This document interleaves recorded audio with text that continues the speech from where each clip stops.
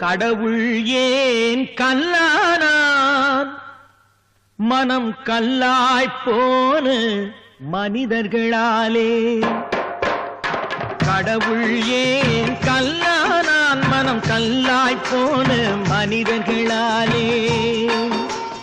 கடவுள் ஏன் கல்லானான் மனம் கல்லாய்ப்போன மனிதர்களாலே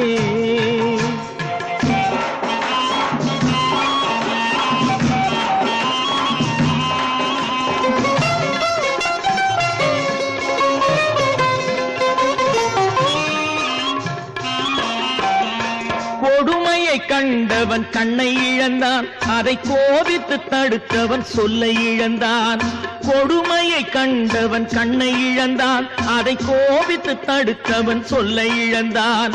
இரக்கத்தை நினைத்தவன் பொன்னை இழந்தான்